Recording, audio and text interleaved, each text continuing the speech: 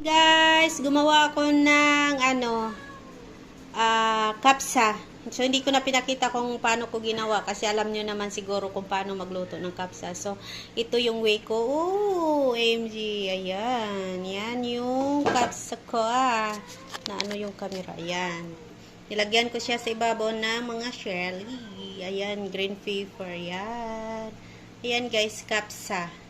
Ang kapsa kasi nilagyan ko lang yan ng mga baharak na sabi nila yung pang halo sa kapsa, pero kulang ako sa mga ingredients na mga like yung lemon na itim, yun wala ako noon, at saka yung parang kahoy. So ayan siya guys, inihaw ko yung manok, hindi ko na hinalo doon sa may doon sa may kanin.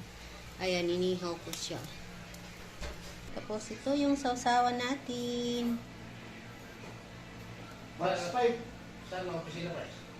Doon, sa may Oh, yan. Kapsa. Ayan. Kapsa yan guys. Nagluto tayo ng kapsa. Ayan. Ang bango. Ito yung ulam natin sa kapsa. Ayan. Inihaw ko na lang siya. Nilaga ko siya sa tubig nung inano ko ng kanin. Tapos yan. Inihaw. So, ayan. Sausawa natin. Luto na guys, ang manok natin. Yan. Ito na. Sausawan pa. Ayun. Tingnan natin yung kapsa natin.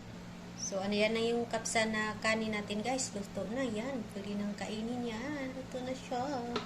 Kasi luto na.